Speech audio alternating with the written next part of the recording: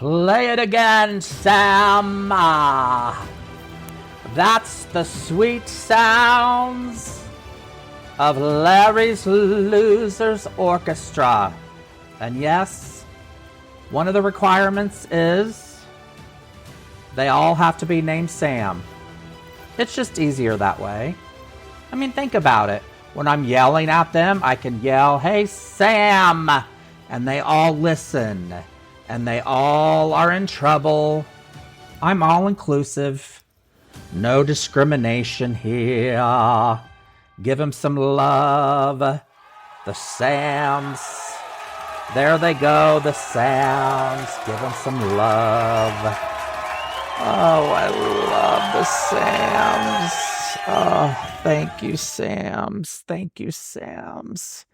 Anywho, give it up for the sweet sounds of Sams, and welcome to the 6th episode of Loser Talk with Lair, losing a lot more than just weight.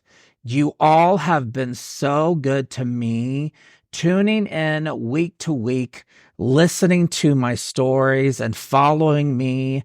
The reception has been so big that we now have commercials. I know, you're thinking, screw you, Larry, and your stupid commercials. You take those commercials. Now be nice, but just bear with me here. Some podcasts never make it to this status.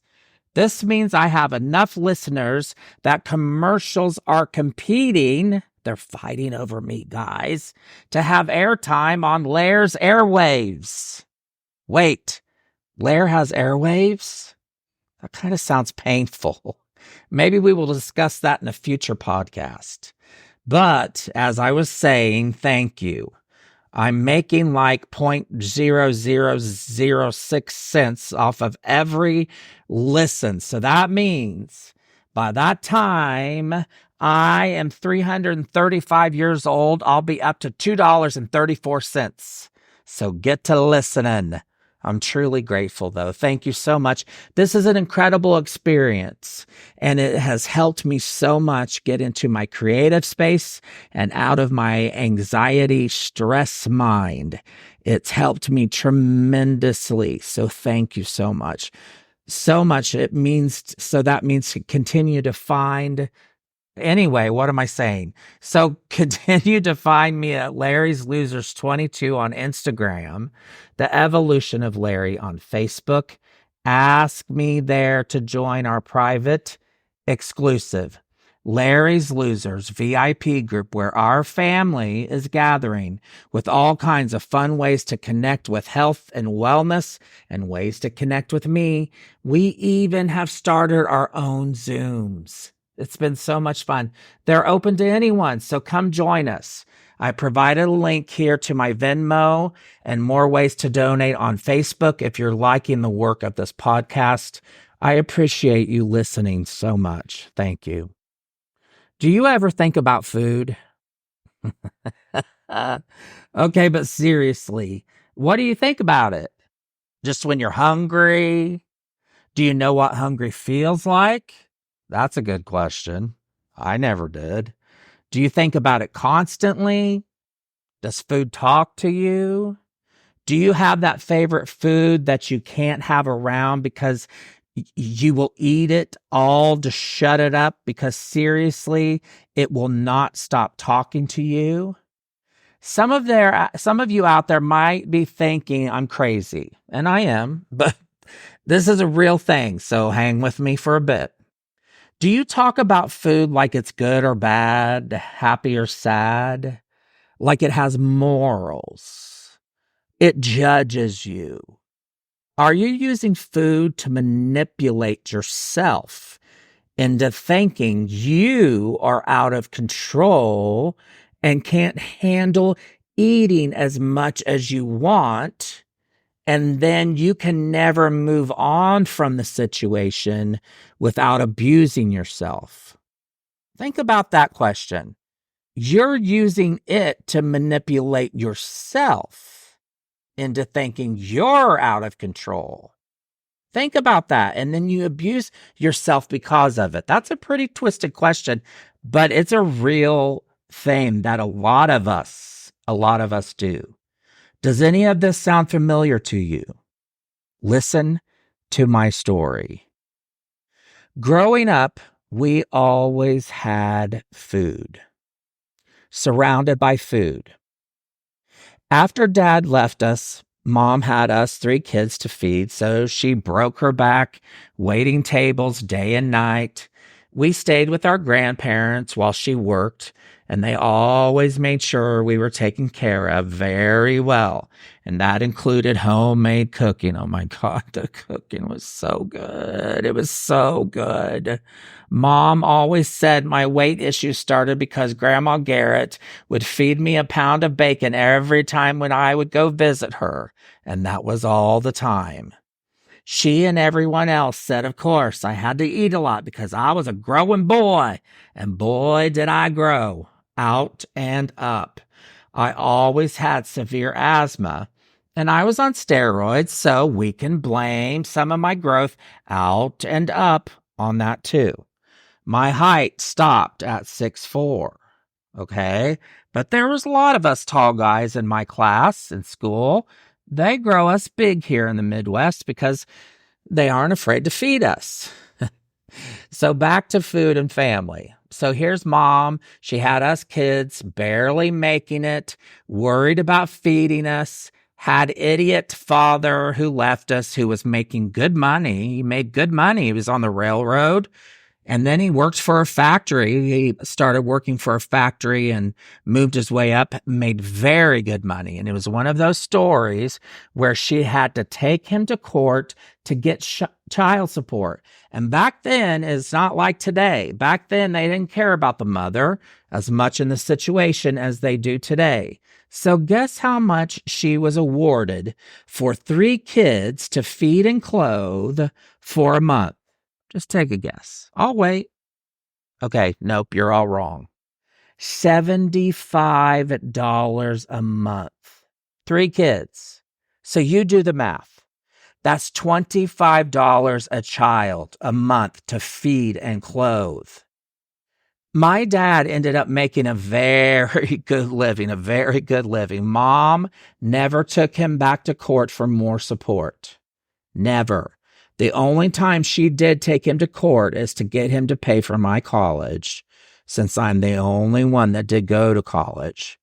But other than that, all those years, 3 of us kids, she took that $75 a month till each of us aged out at 18 and let the universe, God, handle the rest. That's how she lived her life, and that's how I live today. So you can imagine, she was scared we wouldn't have enough food. Then she meets my stepdad. He has 5 kids, lives on a farm. My stepdad came from a huge, very poor family that had no food.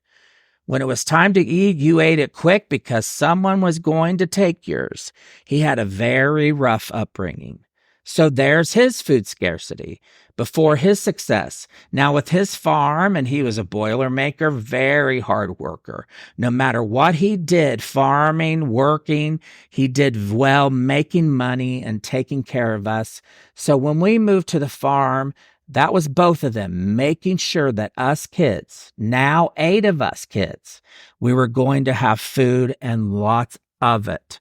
Always food. We always had set down meals together, always cooking and doing dishes and what's for dinner and what's for breakfast while we were eating dinner and what's for lunch, constantly thinking about and talking about food. They were going to make sure that, us kids were comfortable and not wanting for food. When we moved into town in the house I grew up in, every Saturday was so exciting because it was grocery shopping day. I loved that day. I got to go with Mom and a couple of the older kids. Well, I was the youngest, so of course they were all older. We'd all go to Terre Haute, the big city. It's not really big, but to us it was exciting. It was about 40 minutes away, and we'd get to go to the big store, and each of us would have a responsibility of having a shopping cart. So 3 of us and Mom, 4 carts full every Saturday, and we load them up.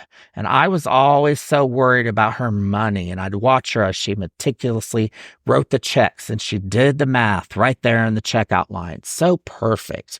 Her checkbook was never wrong, and her handwriting was so beautiful. Then the drive home, we'd get McDonald's and fries and the Coke. Always a treat. All that food surrounded us.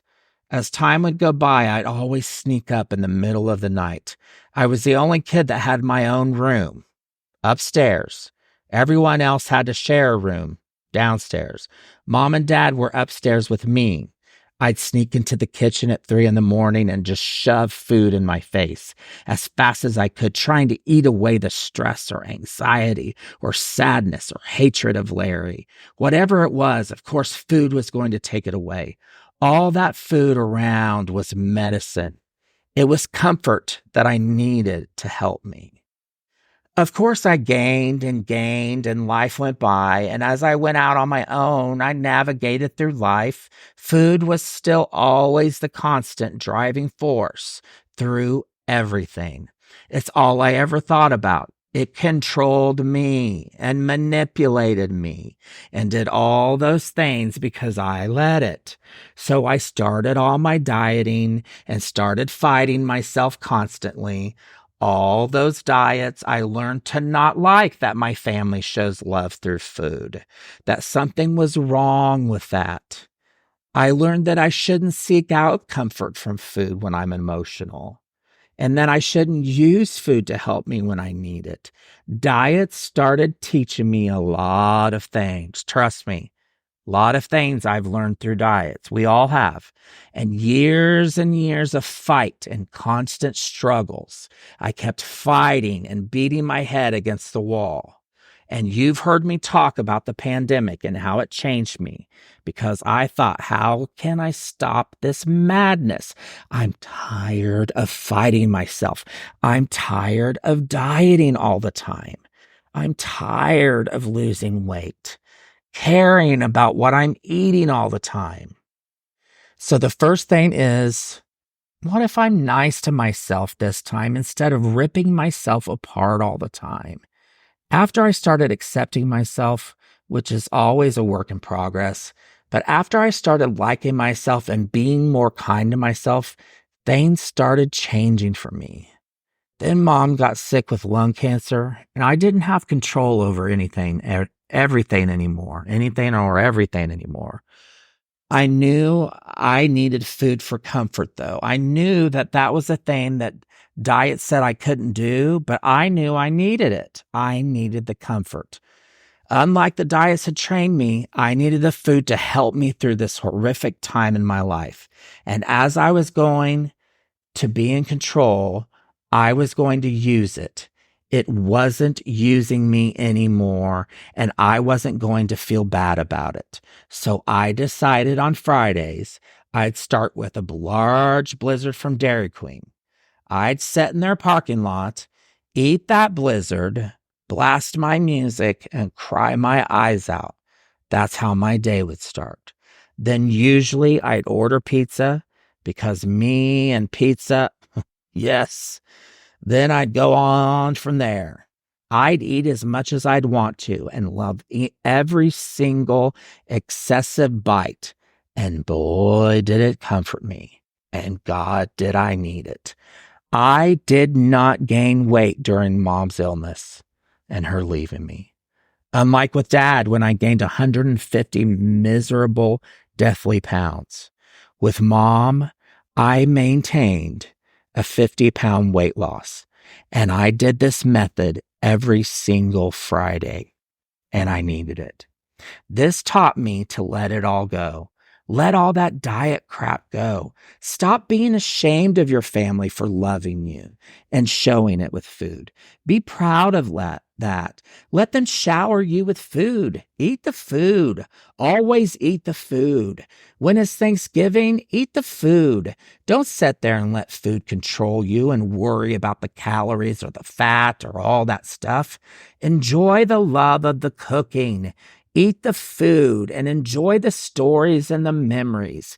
It's 1 or 2 days. If you worry and deny yourself, that's when it's a season of eating and not 1 or 2 days. Once I stopped being afraid of food and learned that I'm in control and food is nothing, that I'm everything, I haven't gained weight over the holidays since. That has stopped instantly. Instantly.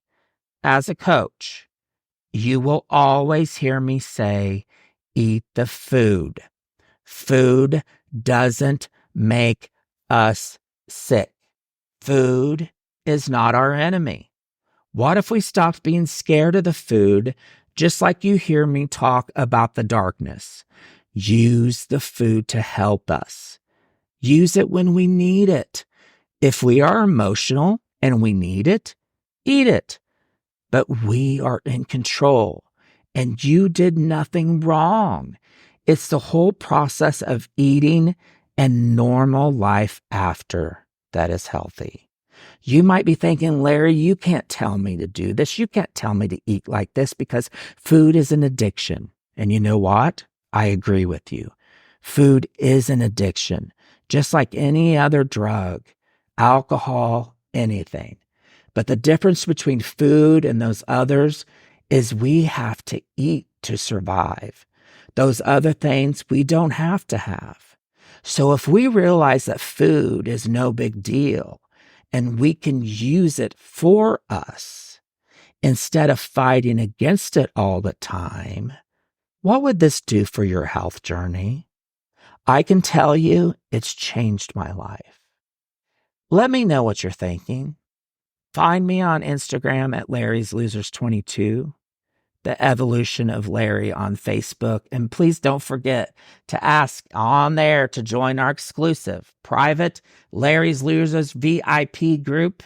Our loser family is waiting to greet you with all kinds of fun ways to connect. We're having so much fun, seriously, including our new Zooms that are open to everyone. Join us. They're so much fun. We had fun on Sunday night. That was our first one. So join us. So much fun. Don't forget to follow, like, rate, review, all the things for this podcast. And if you're liking the work, you can leave a donation. I provided a link to my Venmo here and on Facebook, along with other ways to give. I'm so grateful to you for listening. Now, before I leave you, here are some words of wisdom. You're imperfect. You're wired for struggle, but you are worthy of love and belonging. You're in control. Control what you can and let the rest go. Thanks so much for listening. See you next time. Love you all.